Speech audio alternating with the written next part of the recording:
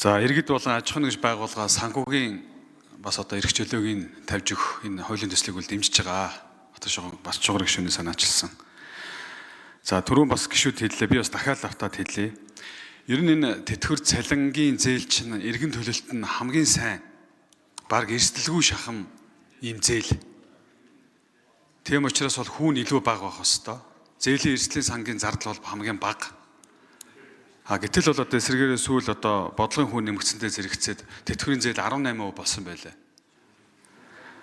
Тийм нэгдүгээрт хүн нэмэгдсэн, хоёрдугаарт олгох хугацаа насагдсан, гуравдугаарт нийт тэтгэвэр авагчдын 80% нь үндсэндээ 7-800 орчим мянган төгрөгийн тэтгэвэр авж байгаа. Тэрний өр орлогын харьцааг аваад үзсэн 700 мянган төгрөгийн тэтгэвэртэй хүн 500 мянган төгрөгийн амжиргааны баталгаач доод түвшинг хасахаар цаана 200 мянган төгрөгийн зээл авах болчиход байгаа байхгүй юу? Тэгэхээр нэг талаа бол ахмадуудын тэтгэвэр бол одоо ийм бага нөхцөлд нь дээр нь нэмж хангалж байгаа юм шиг аваачаа тэр зээл авах эрхийн 70% нь баг хасаа ячиж байгаа. Тэр энэ чинь нийт тэтгэвэр авагчдын баг 70% нь санхүүгийнх нь одоо хэвийн явж исэн ийм зүйлд нь гинтийн одоо ийм шийдвэрийг Монгол банкны манай одоо мөнгөний бодлогын одоо хорооны гишүүд маань гаргацдаг. Тийм учраас энэ бодит ажил амьдрал төр холбоотой би энэ хоёр тоо асуугаад байгаа. Ахмадуудын аав ээжийнхээ тэтгэврийг аваад машин авчдаг, өрөө хийждэг хэдэн хүн байд? Тийм судалгаа танарт байд юм уу? Эргээд одоо тэр хүнийг тэтгэврээрээ одоо ажил амьдралаа залгахын ингээд эрсдэлд оруулчихсан хичнээн хүн байд. Би бол ийм хариуцлагатай шийдвэрийг бол нэлээд бодож гаргасан болов гэж бодож байна. Тэгэхээр энэ тоог асуучих. Хоёрдугаарт нийгмийн даатгалын сангийн чөлөөт үйлдвэрлэгээ 700 орчим тэрбум төгрөгийг саяхан банкуд байршуулж байгаа. Тийм учраас одоо энэ чөлөөт үйлдвэрлэлийг банкуд байршуулж байгаа нөхцөлд зөрүүлээд тодорхой байна. Би бол одоо дор хаяж нэг 50-с доошгүй хувийн энэ тэтгэврийн зээлийн их усүр зарцуулаад дээр нь нэг 2% марж ч юм уу. Түүнээс бага одоо хэмжээний марж нэмээд гэдэг юм уу. Ийм их усүрээр тэтгэврийн зээлийн нэмэх ийм зохицуултыг хийж болдгоо мó гэж. За 3 дугаарт зээлийн хүүтэй холбоотой ярихад ковидоос хойш аж ахуйн нэгж байгууллагын иргэдийн дансны чөлөөт үйлдвэрлэлд хүү тооцохгүй байж байгаа саяхан тооцсон байна. Одоо ингээ арилжааны банкуудыг харахаар тэр бомоос дээш одоо дансны үйлдвэрлэлтэй бол хүүн арай өндөр 100 саяас доош 5-10 сая төгрөгийн дансны чөлөөт үйлдвэрлэлтэй хүмүүст огт хүү тооцохгүйгээд хүмүүсийг цалин орлогын хэмжээгээр нь хүүгийн ялгарлалт ингэж хийж байгаа чи үндсэн хуулийн зөрчил юм уу биш үү? Өөрөөр хэлбэл илүү их мөнгөтэй хүмүүсийнх нь мөнгөнд бол хүү тооцно. Багах нэг 5-10 сая төгрөгийн дансандаа чөлөөт үйлдвэрлэлтэй байж идэг хүмүүсийн чөлөөлт үйлдвэрлэлд хүү тооцохгүй гэдэг ийм байдлаар над арилжааны банкуд яваад байгаа. Тэгээ бид нар гадны банк оруулж ирэхгүй, хямд их усүртэй юу оруулж ирэхгүй гэл одоо үндснийхээ банкуудыг хамгаалаад байна гэдээсэн. Гэтэл энэ банкуудын чинь яг хувь эзэмсэг чинь хэдэн гадаадын хүн байд? Гадаадын их усрууд байдаг. За ийм асуултуудыг асуу. За инхүүрийн Батчуур гişүн асуултанд хариулъя. Дараа нь Инхтайван Монгол Банкны дэд ерөнхийлөгч. За Эрдэнэт гишүүний асуултанд хариулъя. Энэ тэтгэврийн зээлийн асуудал бол маш чухал асуудал юм л да. Маш олон ахмадууд одоо сүүлийн үед гомдол бичиж байгаа, илэрхийлж байгаа. Тэгэхээр тодорхой хэмжээгээр бас чөлөөлөх нь зүйтэй л гэж харж байгаа маа. За үүнтэй холбоотойгоор нэг зүйлийг хэлэхэд бол ахмадуудын зээл нь өөрөө орлого нь маш тодорхой. Иргэн төлөлтийн нэгээс нь автоматар банкуд суудгаад авчдаг. Тэгэхээр энэ иргэн төлөлт нь цаг хугацаанд яваад амжаа оноо нүрээ нэмэгдээ явчихна. Тэгэхээр цаашдаа бас илүү одоо санхүү үйлчлэгээ авах таадар нөхцөл бүрдэж байгаа маа.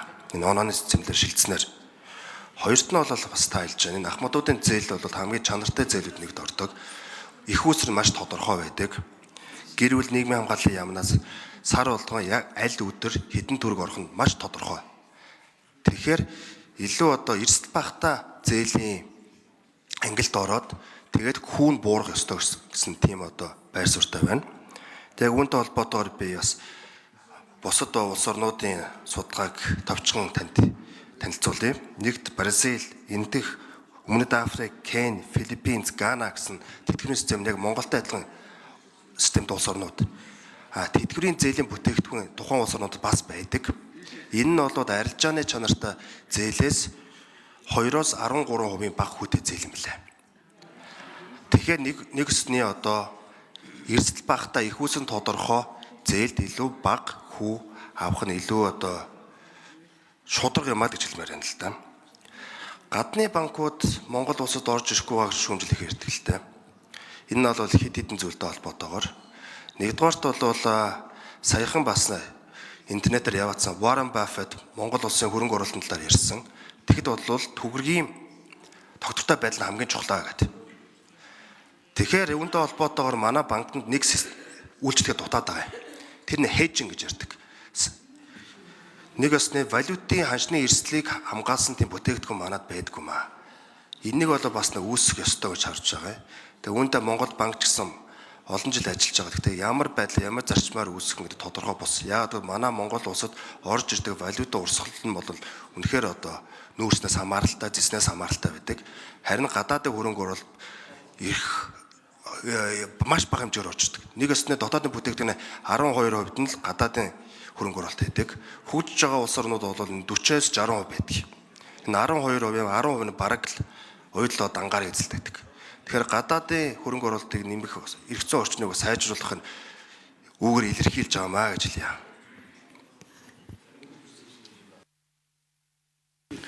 За инх 50-нд ерөнхийлөгч ажлын хэсгийн сэтгүүр микрофон.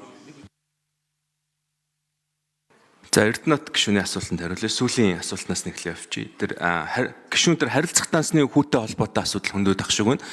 Харилцах дансны үлдэгдэлт Монгол банк санхүүгийн зохицуулахоор сангийн сайдын хамтарсан тушаалаар хүүгийн одоо харилцах дансны үлдэгдэлт тооцох хүүгийн хэмжээг бол тогтоодог. Одоогийн байдлаар бол 3 хүртэл хувийн хүү тооцож байгаа.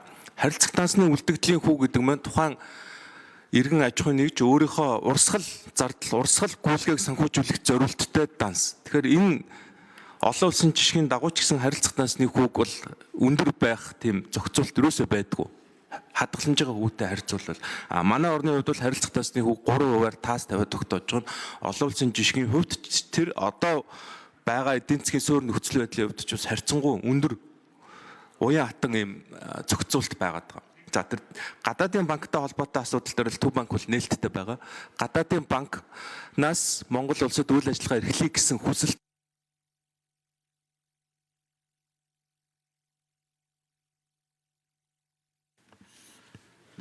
За Жудгийн Баярмаа гишүүн асуулт асууя.